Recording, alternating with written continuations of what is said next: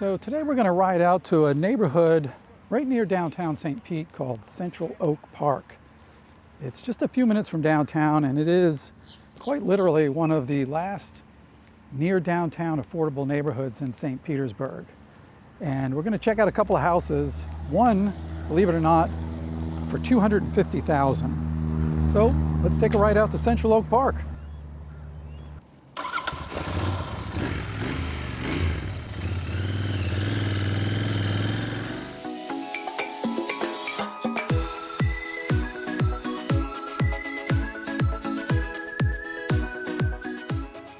Hey guys, welcome to the channel. My name is Steve Reynolds.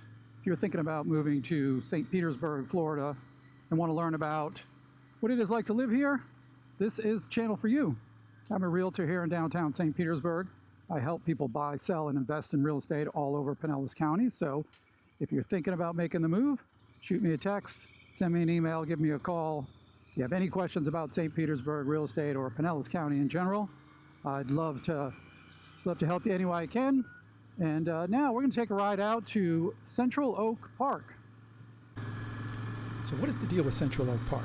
Well, first of all, the location is pretty great. It's super close to downtown on the west side of 34th Street at Central Avenue. And I think this is why it's getting so popular.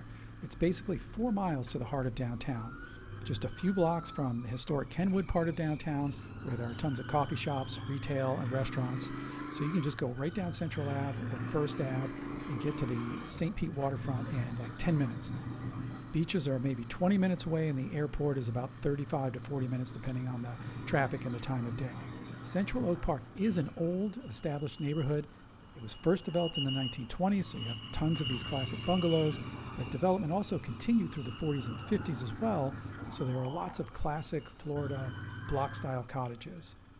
Now the neighborhood itself is huge. There's something like 1,700 houses in Central Oak Park. It's one of the biggest neighborhoods in St. Pete, so I think of it more like a part of town than a single neighborhood. Also, it's not in a flood zone, but please remember that houses are mapped for flood risk individually, so always check on this or ask your realtor before you go see a house. If you're thinking about moving to Florida, get familiar with these flood zone codes. A, AE, VE are high risk. What you want to see is an X or an X500. These are low-risk flood zones, and your mortgage company won't require flood insurance. As far as affordability goes, that's a big yes. There are actually a couple of houses under $300,000 in Central Oak Park, a bunch under $400,000, and then quite a few in the $500,000 range. And we're going to ride by that house that's listed for $250,000. It's small. It's a 2-1 with 720 square feet. But for a first-time home buyer or maybe an investor, this could work. As far as new construction goes, there's not a ton. Pinellas County on the whole is completely built out. Really, the only new construction is a result of tear downs. So builders do snap up these smaller homes with decent sized lots, then they'll build a 2,000 to 2,500 square foot house. So if you're looking for new construction in an established neighborhood, at any given time there might be a couple of new houses under construction, but they're probably going to be in the $900,000 to maybe $1.2 million range. There are lots of different architectural styles in Central Oak Park: Mediterranean, bungalows, block cottages, a little bit of everything. Now we've looked at other areas like historic Kenwood, where it's mostly bungalows, but because of the size of Central Oak Park and the fact that it was developed over decades, you don't have that single architectural style that you see in some neighborhoods. Now, inventory, is there anything for sale? Yes. As I mentioned, this is a big neighborhood. There are currently 48 houses on the market. They range in price from $250,000 all the way up to $1.7 million. And as far as safety goes, the crime score, it's about average compared to all U.S. neighborhoods, pretty much 4s right across the board. And then schools, because Central Oak Park is so big, you could end up being in a couple of different school districts depending on where in the neighborhood you are. But St. Pete High School is very close, and it is an A-rated school. And there are some private schools close by as well. So let's go out and take a look at that first house. So now we're getting into the neighborhood right now. We're on 1st and 40th, so we're a couple streets over from the house. And you can already start to see there's a mix of new construction, older houses, pretty mature neighborhood. And then there's a nice sort of bungalow style, cottage style right there. And there are houses that are dated and probably will get snapped up at some point and renovated.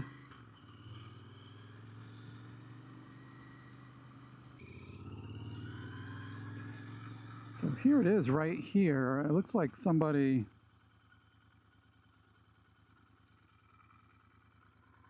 Looks like it's owner occupied right now. But see if we can zoom in a little bit here. I mean, it's kind of in the shadow, so it's a little bit hard to tell. But this is 342 40th Street North. It's a 2-bedroom, 1-bath with 720 square feet, listed at $250,000. It went on the market at $285,000 back in August. And you know, one thing as a home buyer to look at, along with how long a house has been on the market, is has it been under contract at all? Because there's always a story when a house is under contract and then goes back on the market. You know, maybe the buyer couldn't get financing, maybe it was an issue with the house, maybe the inspection turned up something and the buyer and seller couldn't agree on repairs. The point is, when you look at a listing and you see that it was pending at one point and then back on the market, there's always going to be a story there. You know, get your realtor to find out what the deal was. If it was financing, obviously that has nothing to do with the house per se, but if there was an inspection issue, and maybe the seller was hesitant to fix whatever the issue was, maybe the second time around they'd be more willing to do that. But whatever the case, if it goes back on the market, try to find out what the story is behind it. So, you know, obviously if you look at this house, it's not, you know, it doesn't have tons of curb appeal, obviously. And the market didn't like that original $285,000 price tag, which, taking a look at it, I can kind of see why, and we'll see if they get any action at $250,000. But some of the things that stand out to me from looking at this listing is the small lot size. I know it's probably going to be hard to pick up sort of on the camera, but there's no side yard on either side, and this is a small house, you know, so this is a really, really tiny lot, you know, and they've got it listed as 37 by 50. So it's 37 wide by 50. That's like 1,800 square feet. If you think about the average size house is 1,800 square feet, you know, you have essentially a tiny front yard, no backyard, no side yard. So obviously if you're, you know, you want low maintenance on yard, that's fine, but it's small, and you know, you don't have a side neighbor, you have an alley there, but you know, it's certainly something to think about. Also, I see in the pictures here in the listing that there's only a wall unit AC. So if you're coming from up north, you know, you may not notice that kind of stuff if you don't come from a place that central AC is the norm. But this is Florida. You really got to have central AC, even with a you know, pretty small house like this. You know, so that's probably $7,000 or $8,000 right there. You know, overall from pictures, it looks pretty clean inside. I don't see anything in the listing about the age of roof, plumbing, or electrical, or any updates. You know, and again, guys, if you're buying a house, before you make an offer, always find out about that stuff. Don't overlook these 4-point issues. You know, the AC, plumbing, electrical, and roof. They could affect your ability to get insurance. Just ask your realtor to ask the seller's agent, the listing agent, if any of that information available. It usually is. You know, sometimes you have people buy a house and, you know, maybe they've only owned it a year or two. They, you know, they don't know the age of any of the systems or whatever, but somewhere along the line, somebody knows. Obviously, with AC, there's usually a sticker for the date. You can look at the plumbing and tell what type of plumbing it is, but, you know, if it's available, find out, because you don't want to run into any insurance issues later. So, you know, why is this house still on the market? You know, at that price, at $250,000, which is about the lowest price single family house I've seen in St. Pete in a while. You know, obviously, looking at the pictures, it's not updated. It's a tiny, tiny lot, and there's no central AC. So you'd have some work to do. You know, I'm looking at that roof from this angle, and you know, you can't really tell just by looking at it, but it's not new, I would say that. So, you know, I mean, the upside is it is a great location. You're in Central Oak Park, you know, you're, you know, 10 minutes, you know, 12 minutes from the core of downtown, you know, 5 minutes to the edge of downtown. You're not in a flood zone over here. I mean, I would guess at $250,000 that we might start to see some probably investors come in and start to make a play for this house. I don't know that it has like first-time buyer written all over it. I mean, first-time home buyers that I've dealt with, have some expectation of a little bit more curb appeal. A lot of times willing to sacrifice, amenities and even size for some curb appeal. So, I mean, we'll see. We'll see if this gets a look from a first-time home buyer. But a 720 square foot on a 1,800 square foot lot, I think is going to be tough. I think this one's probably going to go to an investor at some point and end up as a rental, but we'll see. So let's take a little ride around. The other house is not far. Actually, it's just around the corner.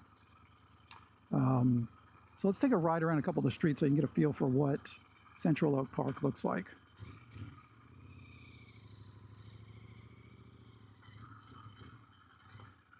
Yeah, and as I see the side yard, you got a little bit of a side yard there, it looks like.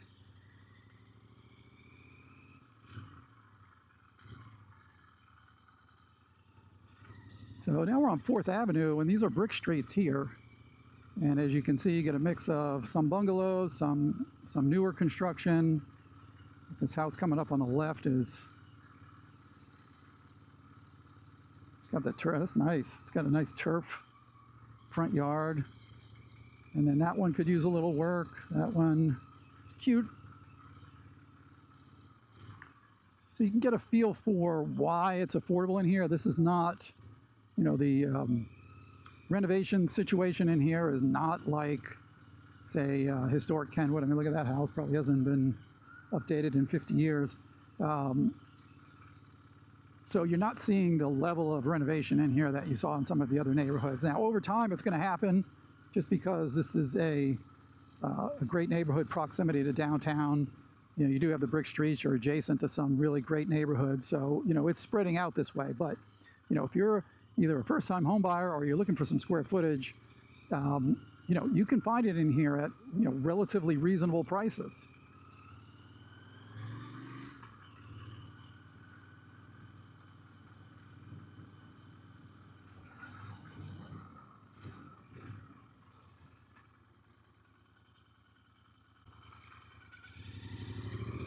So we're coming up on 4027 4th, and there's no sign. So I'm not sure what the deal is there. But this is 4027 4th Avenue North, and it's listed at $778,000. It's a 4-bedroom, 2-bath, and at that price, it puts it at $388 per square foot. There's no flood zone in here, of course, or at least this house is not in a high-risk flood zone. And here's why I wanted to see this one. It began its life as a 786 square foot house, and then it sold in February of this year for $220,000. I mean, it was in pretty bad shape. I mean, it looked like it hadn't been updated in 40 years. I mean, it was really, really bad. And in fact, it was advertised as a tear down. And so the listing notes that they added 1,100 square feet, and now it's being sold as 2,005 square feet. I don't want to get too far into the numbers here, but I'm no math genius. 786 plus 1,100 does not equal 2,005. It equals, what's that, 1,886 square feet. So I don't know if they enclosed a porch or something in the back, but I'd want to know where that other 130 square feet came from, because it doesn't quite add up. And it's not really apparent in the photos either. So, and just scrolling through the photos, and this is really what I love to see happening here, especially in a neighborhood like this. The investor or owner here put a lot of money into this house. I mean, everything is new. AC, electrical, plumbing, impact windows, water heater, roof. Just scrolling through the pictures here, we see a separate laundry room, a decent sized living area. Then a nice little touch with that office and the glass wall and doors. Really good sized primary suite. It's got a nice back porch. I mean, everything looks really custom here. And I'll tell you, that curb appeal is an A+. It totally fits in with this neighborhood. They didn't overdo it with color. It's got a bit of a minimalist, I'd say it's, those numbers remind me of a mid-century renovation, but it just really fits in with the neighborhood. And it's nice that they did some landscaping. I mean, I see so often that, investors get involved in a project. Of course, it goes over budget and they're nearing the end, and the last thing to get cut is the landscaping. So you have this beautiful renovated house with, a dirt front yard. So they did a really, really nice job here. So we're at $778,000, but this house went on the market at $849 back in September, and they've been dropping the price, like $1,000 every week or so since November. Interesting pricing strategy there. But drop a comment. Let me know your thoughts about this one. It's a 4-bedroom, 2-bath, $388 a square foot, which I would argue for a, again, we're not going to call it new because the structure has been there for 60 or more years, but a totally renovated house with, your maintenance issues should be minimal with new roof, plumbing, AC, water heater, and electric. And at that price, $388 a square foot, my guess is that it's inching closer to the price where buyers are going to find this attractive. A total reno with all new systems under $400 a square foot. I mean, it looks pretty good to me, but let me know your thoughts. Drop a comment. Let me know what you think. We look at other neighborhoods like Crescent Lake, and of course, Old Northeast, you're going to get a huge premium. But even Crescent Lake, you're seeing houses in the, $550, $600 per square foot range, which is 50% more than this. Yeah, it's a bit more of a picturesque neighborhood, and the average price of a house there is going to be much higher. But non-flood zone, good location, $388 a square foot. A 4-bedroom, 2-bath. You get that extra bedroom, which is nice, and a 1.5 car garage. So I think this house is, I'm not going to say it's a steal, obviously, but I would say that it's getting closer to what the market will support here in this neighborhood. But, let me know what you think. Drop a comment below, and let me know if you think this one's overpriced or it's starting to get close. So let's take a little look around. Let's just go another street or two to get a better feel for, what is going on here in Central Oak Park, and see if 778 is reasonable here. Like, just driving in the few streets since we've come into the neighborhood, I would say I probably haven't seen another house that would go for 778. So, buying the most expensive house in a neighborhood obviously is not necessarily the best approach, but I've only been down a couple of streets. Remember, Central Oak Park, Jesus, these roads are bumpy. Central Oak Park, has a ton of houses. It is a big neighborhood. I would say it's more of an area than a neighborhood. And so you get a lot of variation. And there are some $1 million houses in this neighborhood. There have been some tear downs, and the developers have grabbed those lots and put up the 2,500 square foot houses. And so, I'm not going to say that would be the most expensive house in the neighborhood. So there is one more house that I wanted to take a quick look at. It's a new construction house. It's coming up here on the right. Well, they're actually building two side by side. That's interesting. So that must have been two tear downs.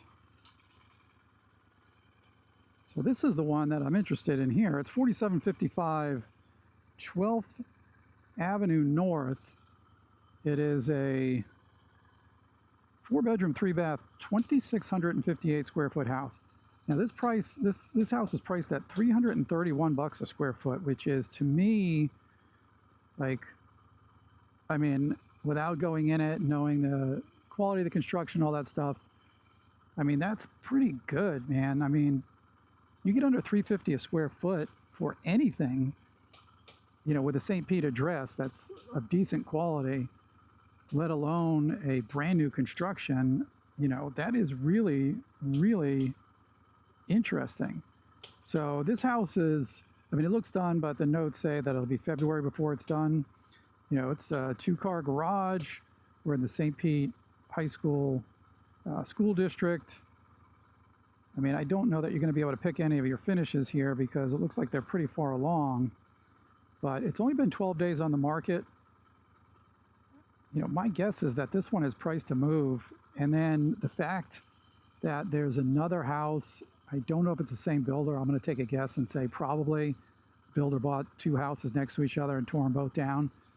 But if that's the case, you know, it's always nice if you're going to end up, you know, going on the high end for a neighborhood, which 879 is the high end. Like, you know, there's nothing wrong with the house next door other than that they got all the shutters down, but you can see that house right there, you know, has seen better days.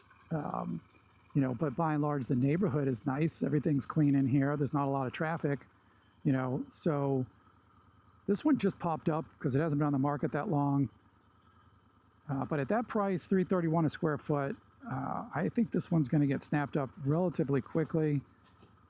It's not going to be ready until February, but really, really interesting, really nice. Anyway, just wanted to throw a little bonus house in there, and I think this one, if you're looking for something new, construction-wise, you know, for under $900, I would say that is a pretty good deal. So drop a comment. Let me know what you thought of those two houses, overpriced, underpriced, just right. And remember that I am a realtor here in beautiful St. Petersburg, Florida. So if you're thinking about moving to St. Pete or the surrounding areas, anywhere in Pinellas County, really, shoot me a text, send me an email, give me a call. I'd love to help you out. And also let me know in the comments if there's an area in and around St. Pete that you'd like me to ride out to. You know, there's a million historic neighborhoods here. We haven't been out to the beaches yet. So drop a comment, let me know. And also do me a favor, hit the subscribe button. I'd love to get you notified of any new videos that we drop. We're usually doing one a week. So I hope you enjoyed our little cruise through Central Oak Park, and I will see you next time.